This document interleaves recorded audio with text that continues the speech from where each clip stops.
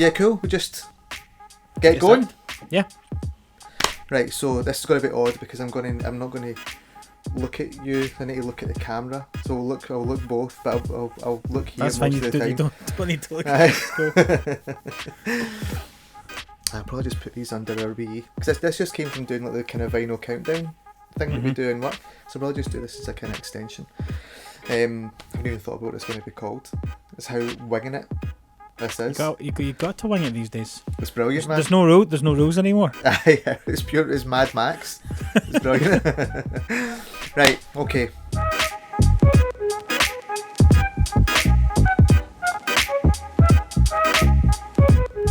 Hello and welcome to a very special episode of Erskine Arts Vinyl Countdown. Just like we did last year, we were talking about our favourite albums of the year, and in that conversation I realised then that the majority of my favourite records this year are all Scottish, and one of them in particular is by this gentleman, Ross, who goes under the name Fiskur. And I'd asked Ross if he'd like to join me for a quick chat about the album, and he very graciously said aye. So, Ross, if you'd like to introduce yourself. How you doing? I'm Ross Clark. I play in Fiskur.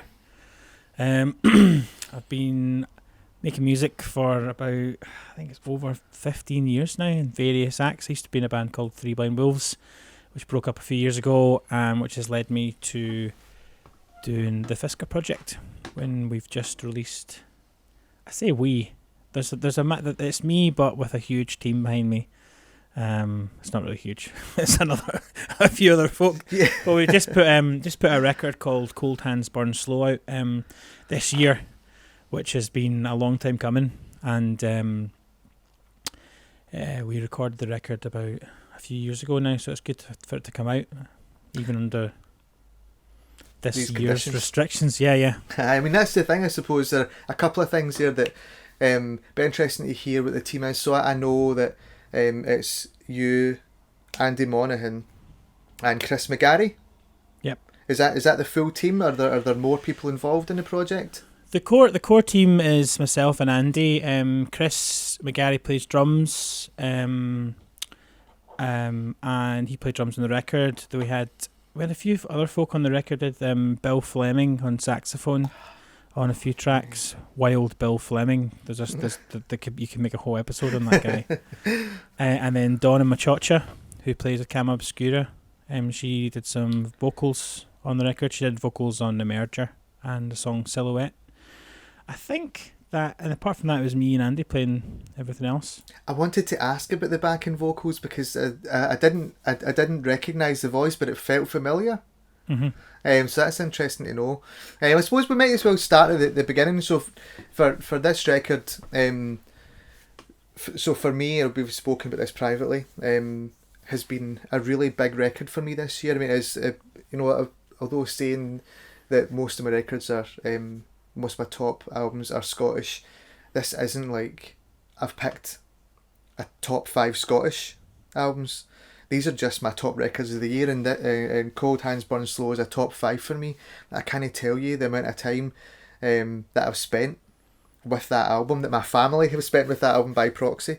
And it's interesting to hear because obviously you've been playing for a long time in other guises and other acts, and these songs have been around for a little bit, but there's something really special about hearing them all together in this album. It'd be interesting to hear when you had written these songs and recorded them a few years ago, and the life of these songs that have made it to this album as it exists now. Yeah, I think a lot of times when a band breaks up, you have this big veil of like creative differences, and that wasn't really the case for us. Our band just kind of ran its course in terms of probably succumbing to the difficulties of continuing to make music. When I'm 32 now, and I think for a lot of musicians that keep playing through the 20s, you really have to be committed. And I had started writing different tunes towards the end of the Three Blind Wolves breaking up, and a couple of those tracks were the kind of what I would consider the first Fiskur tracks. Mm-hmm. And actually, when the band broke up, I think after like a respectable 2 weeks of mourning and drinking a lot, the first theme for the record came out. So like I was fishing a lot. I mean, Fiskur is Icelandic for fish, and I'm really keen at fishing, and it's like fishing in the River Kelvin was where I would find a lot of like solace and peace. Yeah. But also where I would think a lot about like where am I gonna go from here? Like I think I was definitely emboldened by the fact after Three Wind Wolves broke up that I wanted to continue making music, and certainly very encouraged by Andy to keep making music. Yeah. A lot of the themes came through. Like, it's funny when you don't have an idea of what you want to write about, but you want to write. I kind of sat back on like kind of a concept, essentially, about like songs I Become Silver. I was just pulling together, like almost like joking with myself to see if I could make a song with like fishing metaphors, like standing against the current again. Like there's so many, like I was able to. I mean, I'm ultimately the record is a lot about mental health and poor mental health and like, but also like the hope in sort of dealing with that. Obviously, like being a musician and being a songwriter, like cathartically writing songs about mental health and things like that was something that I was doing naturally. Yeah. But to kind of like form a new project, I was trying to think like, what am I going to write? But what's it going to be? There were so many questions that seemed very unanswerable at the time. So I just think, okay, I'm just going to write some songs about fishing. But obviously, like they are songs about fishing, but also not. Yeah. So, but that's where like the theme, the Fiskur theme, came from. It was like one person alone in the river, like thinking about life, and through those, I mean, I pushed the fishing theme too much. Like the song "Clink Hammer" on the record was when I was like, okay, that's enough. I can't. This is literally a song about fly fishing, and there's too many references. So I was like, okay, that's me. I've done it. I've gone as far as any songwriter has gone in writing about fly fishing. That one for me, that's one of my favourite songs on the album, and I think like I don't want to go off this track too soon, but one of the most amazing things about the album for me is there's a uniqueness in every track, but they belong together. There's nothing disparate about the connections made between them, and that one has a real Blue Nile vibe for me. That track in particular really blew me away the first time I heard it. That was initially the standout track for me. It's changed. I think that that naturally happens. The more time you spend with an album, the things that revealed themselves initially, you get to kind of peel layers back and you get deeper into it. But that was a really strong one for me. And I never got the fishing thing until after I had read it. It may have been it was at a review somewhere, and it spoke about you going down fishing and writing the record that way, and conceptualizing those things. And it was only then that I came back, because lyrically it really feels to me, I can't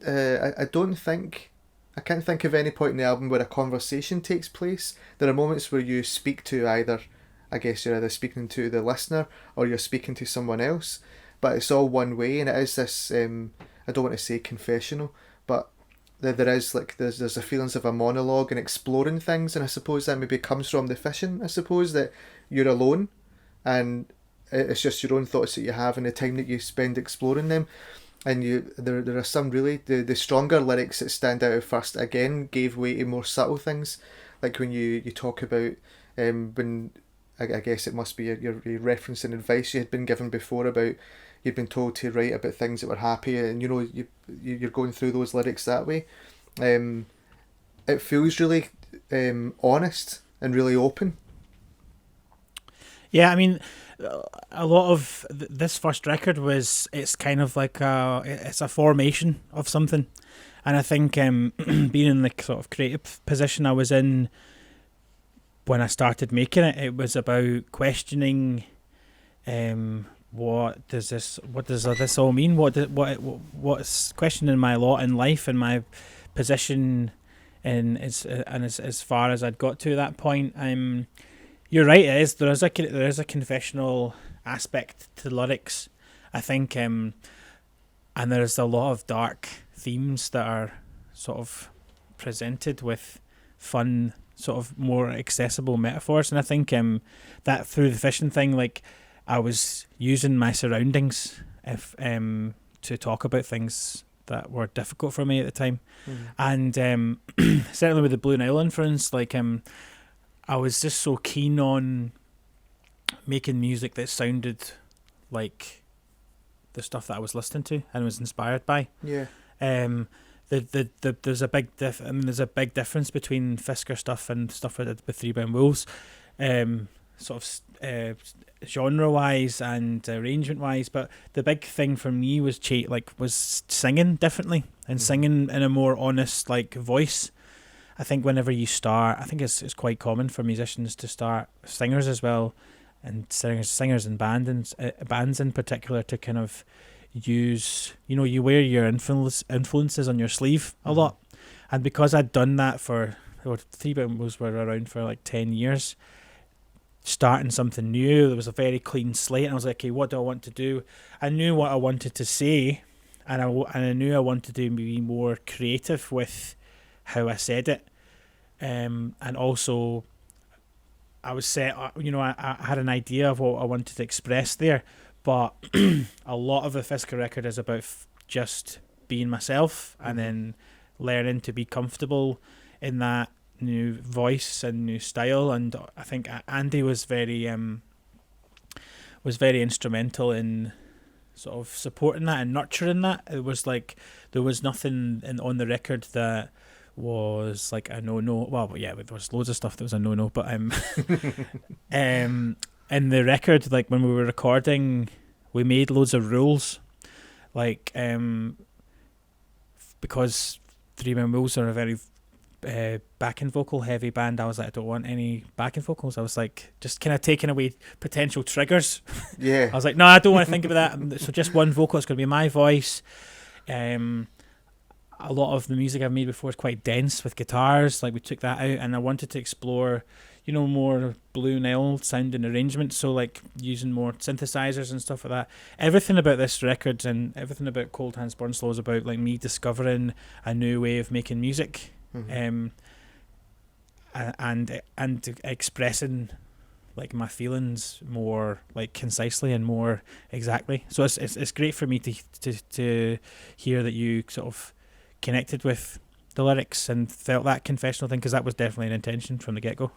Yeah, I think just in general, when artists approach something like that, and especially like not just lyrically but sonically, the album, there are so many things at the table, and there's a danger, that can come out the other end, and despite the best effort, it can feel contrived, but this doesn't. There's something about this that it is so honest that permeates the feeling of the whole album. And even at moments, it was only after listening for a few days that I started to click that that there wasn't a definite genre for this. There wasn't a definite feel for each track, that it was this kind of merging of all of these different things. But it felt so natural that I didn't question it the first time I heard it. And I think like that, it's not often you get a record like that. Like you feel these things come together so well, and that's a lot to do with how they're written. But I guess that how you feel you were supported by Andy and the process in the studio was. So I know these songs have been around for a while. How did they change with when you brought the songs in to work on in the studio? Did you end up with something you didn't expect? Did you know the direction it was going? I did end up with something I didn't expect, in that it sounded way beyond like my capabilities of what I could make myself. And I think that's a really amazing thing about Andy and I's relationship, is I have these ideas and I have all these things I want to express, but as one person trying to do all that myself, like certain nuances of like either the arrangements and all that are kind of lost when I'm making the demos myself. Also a big change in the process of writing for the Fiskur record is I demoed and wrote everything myself before going to the studio. Mm-hmm. So a lot of the arrangements were slimmed down and made more concise and made more creative. Like for instance, I'm a guitar player and I kind of think like a guitar player. So I love putting guitar tracks down and messing about with effects. And then but that leaves it did leave a lack of knowledge with synths. So a lot of times, like, the synths would just sound like Duran Duran, or they would just like stock 80s synths. And so they changed. So the arrangements got slimmed down and became more concise, and they had more room to breathe. There's a lot of space in the record, which I think is good. Yeah. And I think Andy helped me realise what I was going for. Mm-hmm. And I've learned so much from doing that, and which just keeps informing the next stuff that I'm doing as well. Everything just seemed more mature. Like the songs. I mean, I guess some of the songs have came out since haven't come out, but were written just after Three Windmills broke up. So there's maybe like a couple of stages where those songs, I think, the songs that I wrote just after the band broke up are the more kind of bandy sounding ones on the record. But I also there was a kind of shift in the stuff that I was writing when we'd started recording, and then I was working in China. I went to China for 2 months. Spent a week in Shanghai and a week in Beijing, and I did a lot of writing there. So there's a lot like that kind of like it's almost like taking that one man in the river alone, kind of like pulling nature in me, to then going to China where I was definitely alone and completely isolated. But then I brought my recording stuff to the apartment that I was staying in Shanghai, and I started writing. I wrote Death Pact in Beijing in a hotel room, and I wrote You Know Me So Well in a tiny cramped flat in Shanghai where like people were banging on the walls from all directions and screaming in Chinese, and I was like, I don't know what you're talking about, I'm just gonna keep going. That's really cool. But yeah, there was a lot of like room for growth through that realization of isolation and knowing that it's okay, I can be on my own and I can make this stuff. And I think that provided a lot of freedom with the arrangements. And I guess the aspect of the record that has pulling many different influences has come from just me being like, I can do whatever I want. I think there was a big hip hop influence on the record in terms like sonically that I had the opportunity to explore, and there was a lot of learning in that because I was away on tour and I could just sit and mess about. I don't know what you were asking there. I just gone on. No, that was good. Yeah, I think there are moments in one of my favourite moments in the record is in Raven, and it's just this, the wee guitar slide you do, and you come back. It's just over the two notes, and you come back. That moment, I think, that's probably my favourite song on the album, actually. And I think that moment is so striking because it's this reminder that it's one person and a guitar. So for that moment, and it's just you and a guitar, and it's like there's there's a gap where you just glimpse you sitting with a guitar writing those songs, and there's something really cool about that, man, that you don't, I think like when you think about a film score, I think if you watch a film and you leave talking about the score, they've probably not done that good a job, because you shouldn't notice it the first time round. It's not the point.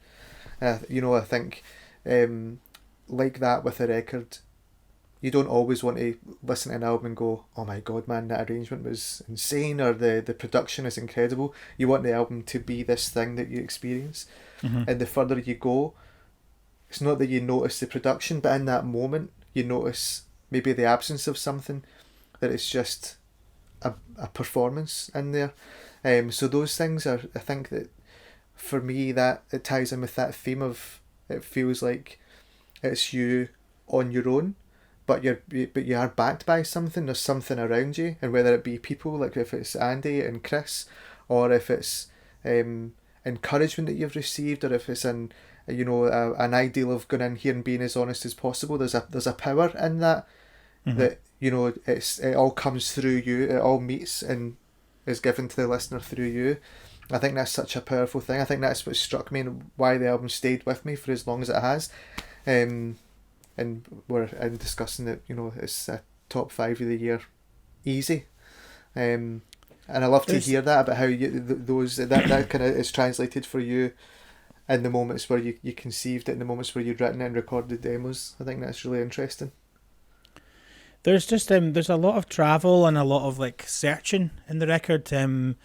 That song Raven I wrote, it's influenced by this book, Kalimsky Heights. I've forgotten the author now, but I was traveling with my ex in North America, and I was staying with some friends in Montreal, and I wrote that song in Montreal. Just finished the book, and I was like, there's a character called Raven in the book who he's a secret agent.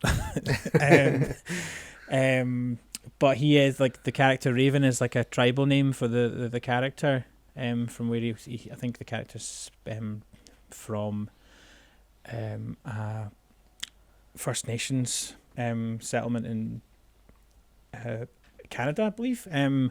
But like that idea of Raven, but he has many names, many faces, many characteristics. He is many people, and like that concept really interested me. And with that song Raven, it's quite that song.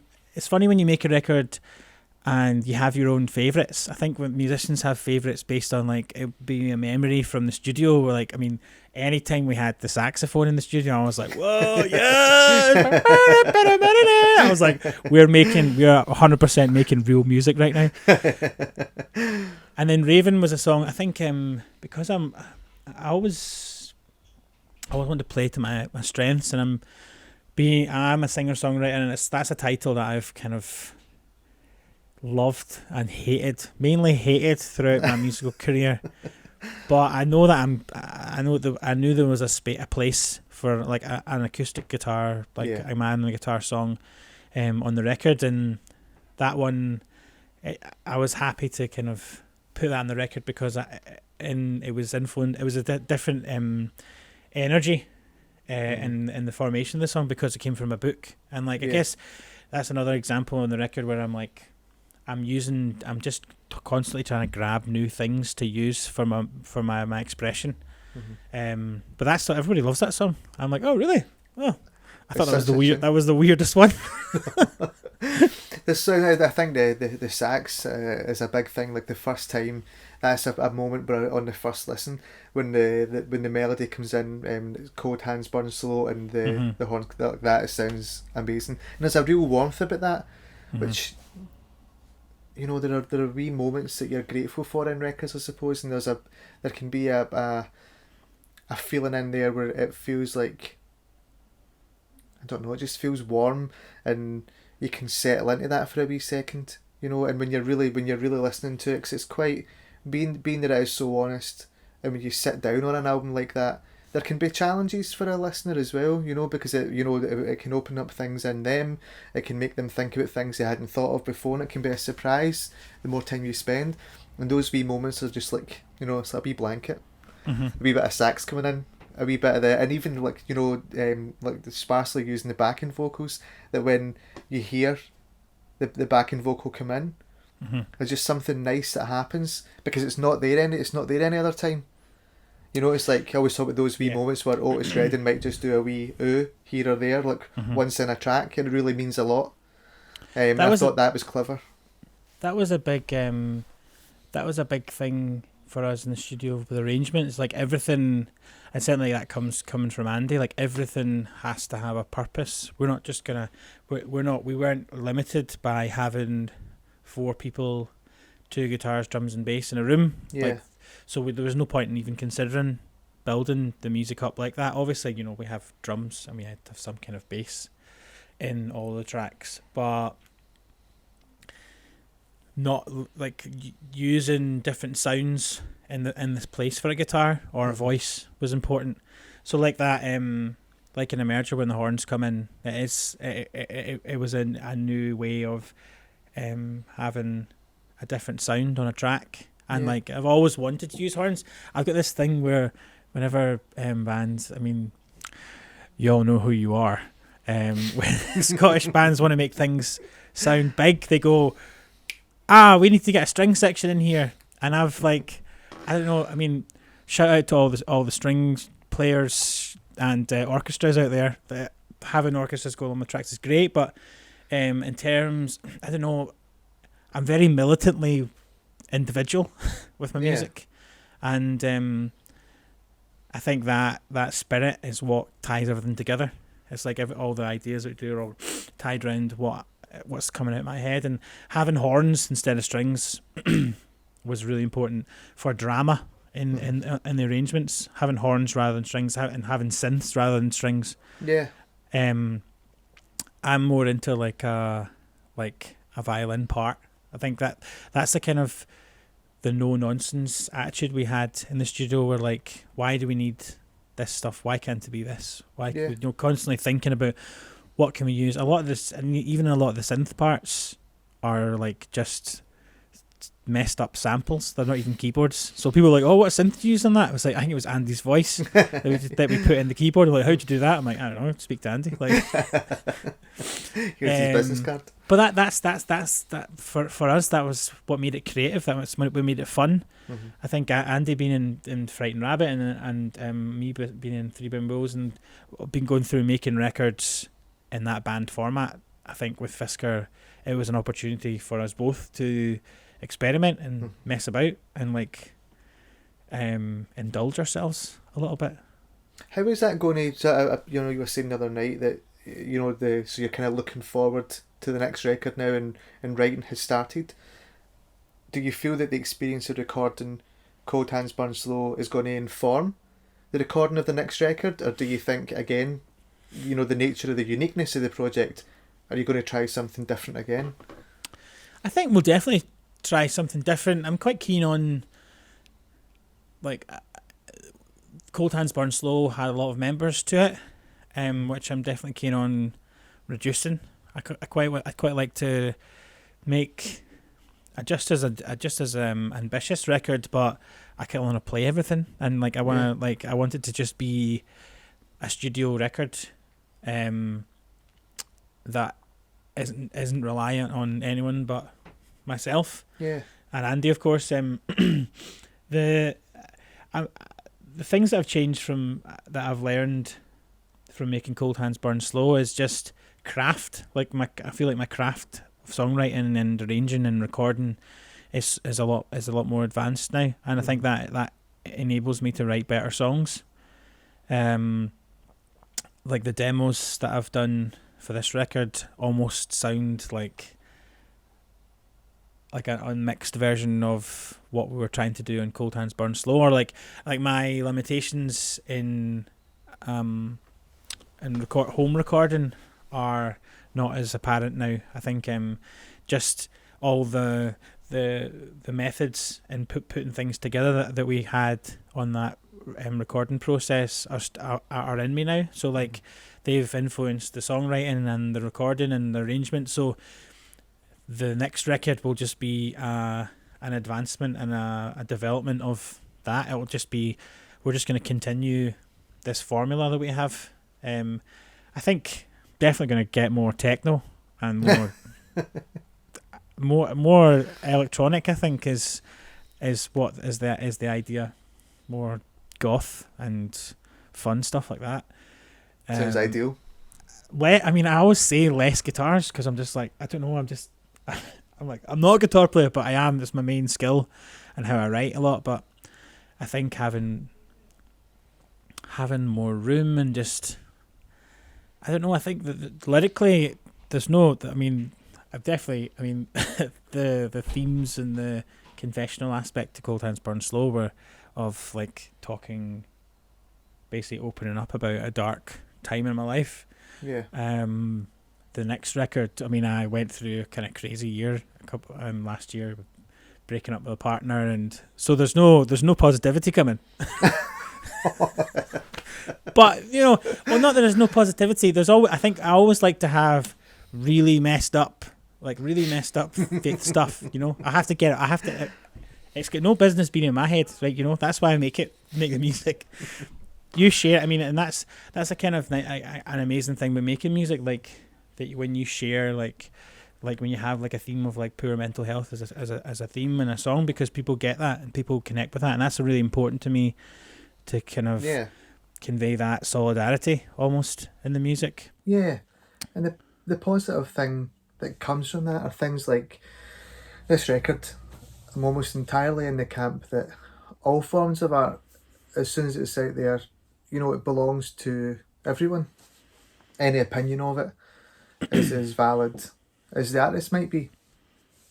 I mean, you have artists being as open and as brave as you have been on this record, talking about the things that you've spoken about. It's always really going to land with the people who hear it. It might mean something different than you had originally intended, but the benefit or help or support that can provide is unique to that person, and it wouldn't come without the artist putting it out there in the first instance. So maybe that'll be the positive thing for the next album, other than obviously it'll be dynamite. Yeah, well, it's going to be mega dynamite. I think one thing that sort of putting two things together in like the songwriting and what I want to express is, as you say, is confessional and it's personal, and I'm able to express these emotions in the way I want to do them. Like sometimes they are quite cutting, and they are a bit like kind of a bit of that kind of like a kind of an expression of protest or angst that I like. I like to kind of frame in my songwriting, but I think a record has to have like a journey and it has to have a dynamic to it. Otherwise, it all becomes one note. And I guess you would agree that I'm definitely not. The record's not one note, It's more about trying to like corral everything together. Like, right, this is one record. Honestly, I think I definitely want to be more upbeat musically. Now that's not like sunshine music. But I think... But some of the melodies are so... they're amazing. But obviously we've spoken about this album before today. And there are days that I've woken up with the melody in my head. They just stayed with me. And the melodies from this record are so strong. And Ali, who I work with, played him the record when it came out. And one of the first things he spoke about was your ear for melody and how strong that is. And it can be quite subtle because it's not pushed to the front of it. It sits as part of the entire thing, and it goes in line with the presentation of the album in general. I suppose it's quite honest and it's earnest. But the melodies are really strong and there's a real joy in the melody. There's always that joy because it's that cathartic thing when you're making music that like you're sharing it, you're sharing your feelings, you're sharing your woes, and that feels good, because even though like you have like from a perspective side, I'm speaking to the listener, I'm speaking to whoever in each song, but it's good that I'm doing that. It's good that you have that connection and that cycle of sharing your feelings and stuff like that. I think what I'd like to do in the next record is focus more on melody. I think and centre the record a lot more around my voice and that and lyrics and frame things. I think I want it to be. I think what the two words that I've written on my whiteboard in my room when I'm writing is like movement and melody. I think the first like Cold Hands Burn Slow. There's a lot of like sonic explorations. I'm like with the arrangements. I'd be keen on the next one to pull that back and make it more about melody, because you think about even like big pop tunes. I've been listening to so much pop, like unreal amounts of pop, to the extent where like people have been talking about, what is it? Mitski. Yeah. I posted this video. I was like, oh my god, this track's amazing, and I just got so much snash online. Like, are you seriously? Is this the first time you've heard this? I'm like, dude, I've been listening to Dua Lipa for 2 years. So I'm like, I don't this genre of indie that I once like was like religiously attached to. I'm like, whoa, I really like this, and people are like, yeah, of course you like it. It's Stephen Malkmus. I'm like, all right, okay, yeah. But that search for that like pop music there's something about pop music where like I'm just fascinated by the writing of pop music, where like you can have a melody that's so powerful that millions of people connect with, and it is melody that that transports that message. I mean, whatever message it is. I mean, like, not that pop music is. I mean, pop music, like chart pop music, has never been that, topical with lyrics, or even like delving too deep. There's something in that. Like, I did a few writing sessions with some people who are making who are doing the pop thing, and I think my role was like kind of as lyricist, and I was coming up with lyrics, and the musician read them. I was like, nah, it's not pop. That's too much. That's too emo, man. I'm like, whoa, I thought it was a really good lyric. It was like, nah, nobody's going to get that. I'm like, oh, that's it. Like, what are people going to get? And I think, not that I'm going to like just write like watered down lyrics, but certainly having that idea of melody is really important. And I'm glad you think that's the case on Cold Hands Burn Slow. It's definitely something I want to explore and get better at. We were, like, before this second lockdown came in, Andy and I were in the studio starting a couple of tracks, and I was doing vocals for the first time in like, well, doing vocals in the studio for the first time in like 4 months, and I was like, but then as soon as I warmed up, I was like, oh wow, there's an opportunity to like change things up here, and that's where I want to go with the next record, is to be, it's just to take what I learned in Cold Hands Burn Slow and just take it further and just pull it all apart and put it back together again. But melody and just getting back into singing is something that I've been really keen on doing. Well, before the second album even begins, there may be folk out there who haven't heard Cold Hands Burn Slow just yet, so it might be nice if we can direct them to places where they can buy it. I've got a copy just right here. Pretty magic. I bought mine from the Fiskur Bandcamp, but Ross, I know there's other places where people can pick a copy up. There are a lot of friendly independent record shops selling it. So we have it in Love Music in Glasgow, in town. We have it at Some Great Reward in Shawlands as well. Nice. And I believe Asai Records in Edinburgh have got it as well. Edinburgh. That's a great store. It's great. It's really good. Amazing. We've got it there. We've got it there's a record shop in Leeds called Norman Records that I've maybe sold the most.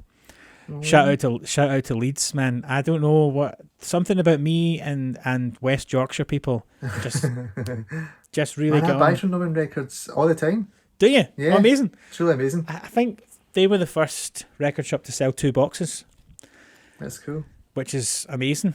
I think 3 by Moose always did really well in Leeds, and I've played Leeds a few times on some supporting We Promise Jetpacks. Done Leeds a couple of times, and it's great that, and then that's one thing that has like encouraged me with, because out with making the record, people have to buy it, and you have to get it to people, and like there is still a network of independent record shops that will take in records and have been gracious enough to take in our record, which is great. I would encourage people to buy it from a record shop, but obviously just now you can't really go into record shop, which is a shame.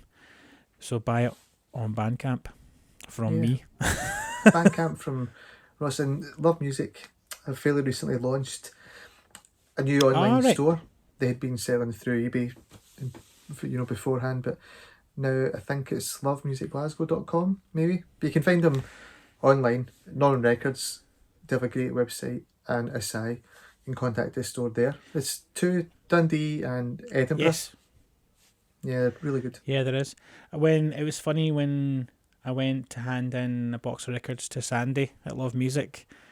I was just walking up the steps from Dundas Street. I was just like flooded with like nostalgia. I was like, oh my God, like I